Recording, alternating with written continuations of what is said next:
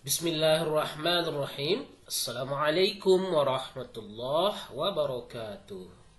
Alhamdulillah wassalatu wassalamu ala Rasulillah wa ala alihi wa sahbihi wa man tabi'ahum bi ihsanin ila yaumiddin. Amma ba'du.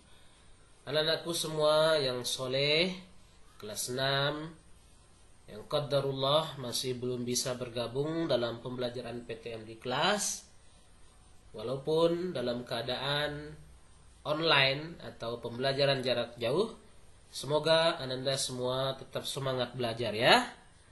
Baik, anak-anakku semua yang soleh, alhamdulillah, mari kita puji kembali, memuji Allah Subhanahu wa Ta'ala, karena dengan rahmat, izin, dan kasih sayang dari Allah Subhanahu wa Ta'ala, kita semua diberikan kesempatan sehingga alhamdulillah bisa mengikuti pembelajaran kali ini. Baik, anakku semua yang soleh, insyaallah kali ini kita akan belajar mapel bahasa Indonesia di tema 2 di halaman 52 sampai 56 ya.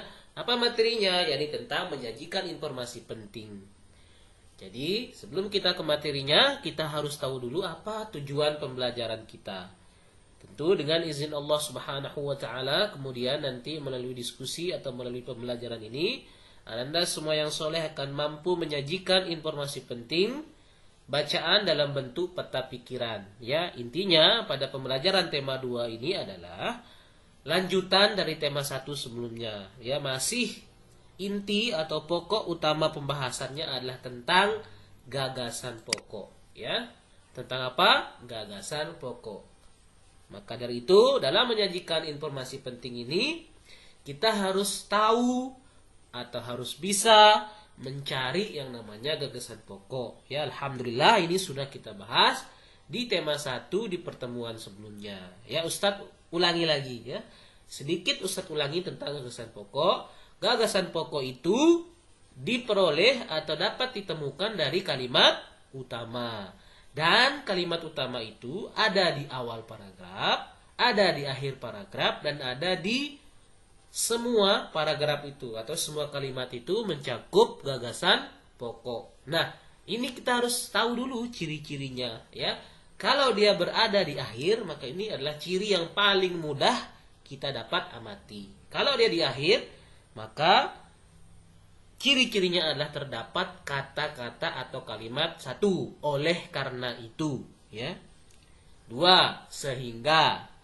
3, oleh sebab itu.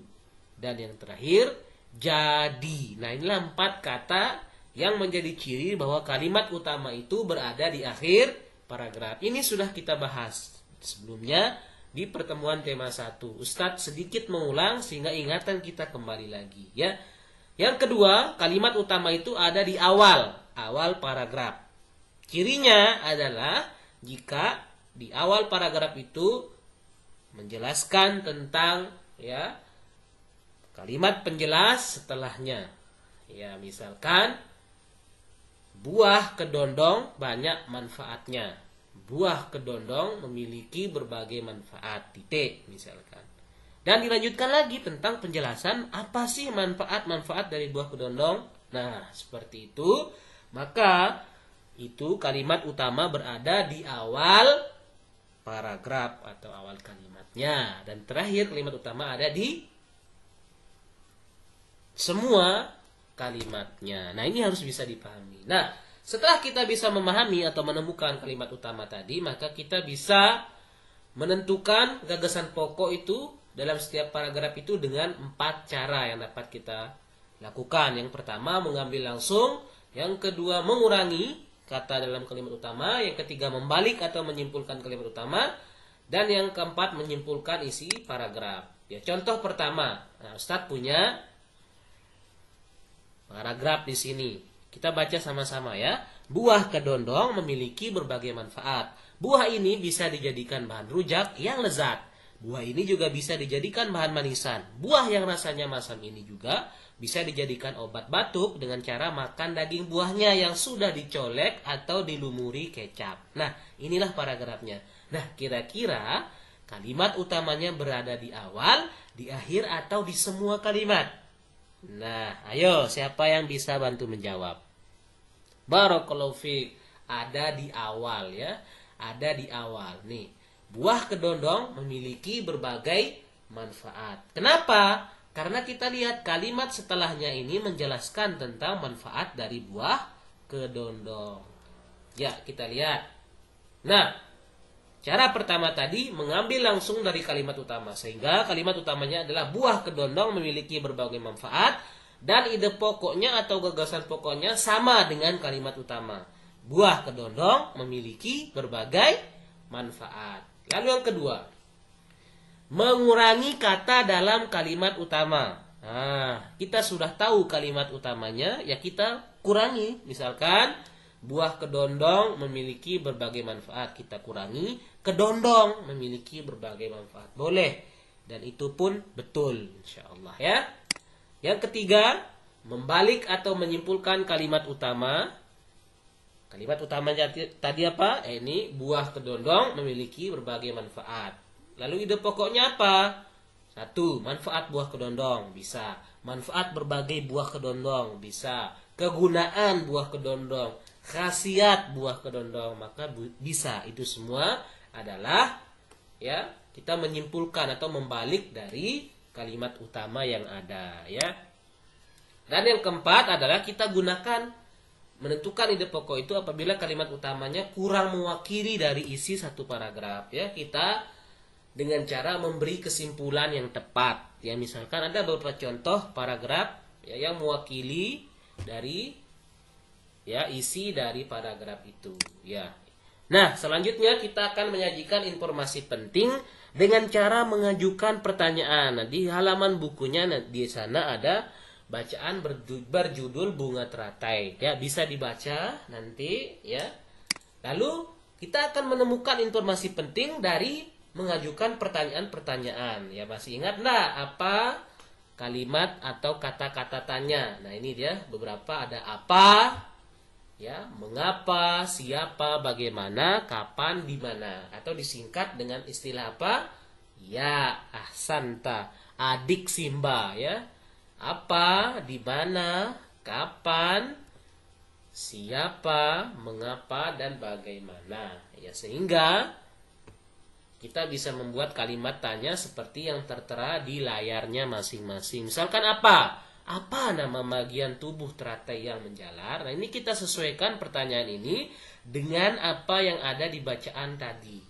Ya, sehingga kita bisa menjawab pertanyaan itu seperti ini. Nah, jawaban ini sesuai dengan apa yang ada di bacaan yang tadi, yang sebelumnya itu tentang bunga teratai. Ya, semoga bisa dipahami ya. Dan kita bisa membuat sebuah informasi penting dari hasil jawaban-jawaban yang tadi seperti ini ya. Selanjutnya anakku semua yang soleh, kita akan belajar menyusun ringkasan dengan menggunakan kalimat efektif dan menyusun sebuah kalimat komentar ya. Materi ini ada di halaman 70 sampai dengan 75 ya. Nah, apa tujuan pembelajaran kita yang kedua? Nanti antum semua akan mampu menggunakan kalimat efektif dalam menyusun ringkasan dengan tepat dan mampu menyusun kalimat komentar dari informasi penting bacaan dengan tepat, tentu dengan izin Allah Subhanahu wa taala ya. Ustaz ingatkan lagi tentang kalimat efektif. Apa itu kalimat efektif? Kalimat yang sesuai dengan ya ejaan yang disempurnakan atau kaedah penulisan bahasa Indonesia yang baik dan benar. Di sini ada contoh ya, misalkan coba kita lihat kalimat efektif. Semut adalah serangga berkaki 6. Semut adalah serangga berkaki 6. Ini efektifnya. Yang tidak efektif, semut adalah merupakan serangga berkaki 6. Ini tidak efektif. Ya, bisa dibedakan ya. Coba yang kedua, kita lihat yang tidak efektifnya dulu. Anak-anak perlu hati-hati jika melewati sungai. Ini tidak efektif. Apa yang efektifnya? Anak-anak perlu berhati-hati jika melewati sungai. Ya, semoga bisa dipahami ya. Kalimat efektif itu kalimat yang bisa dimengerti oleh orang lain. Sehingga penyampaian komunikasi kita jelas tersampai ke lawan bicara kita. Nah, sehingga informasi penting itu harus kita tulis dalam bentuk kalimat efektif. Nah, seperti ini. Misalkan dalam penyusunan kalimat komentar juga harus menggunakan kalimat efektif. Ya, komentar yang kita berikan nanti bisa komentar atau komentar yang bersifat positif dan komentar yang bersifat negatif. Ya. Contohnya bagaimana? Ada di buku masing-masing. Nah, ini sedikit contoh yang Ustadz berikan. Ya, misalkan kalimat tanggapan positif. Sudah seharusnya orang tua membantu pendidikan anak di rumah dan tidak membebankan semuanya kepada tugas guru. Ini contoh tanggapan positif. Contoh tanggapan negatif, belum tentu guru bisa bertanggung jawab penuh di sekolah terhadap anak karena sibuk dengan berbagai tugasnya yang lain. Ini contoh ya, contoh tanggapan. Ada yang positif, ada yang negatif. Terakhir, tanggapan atau komentar atau informasi penting yang kita berikan harus juga menggunakan kalimat baku. Ya, apa kalimat baku? Kalimat yang sesuai atau kata baku, kata baku ya, kosakata baku dan kosakata tidak baku. Kosakata baku, kosakata yang sesuai dengan ejaan yang disempurnakan dan ada di dalam Kamus Besar Bahasa Indonesia atau KBBI. Nah, inilah kosakata baku. Contohnya efektif itu baku.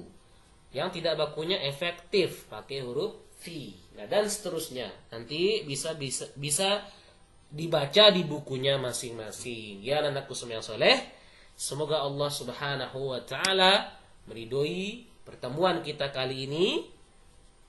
Ya, dan bisa memberikan pemahaman yang cepat untuk ananda semua yang soleh di rumah ya. Ustaz ucapkan jazakumullah khairan katsiran. Semoga pembelajaran hari ini bermanfaat. Semoga Allah Subhanahu wa taala lekas mengangkat wabah ini. Mari kita terus berdoa dan terus bersemangat.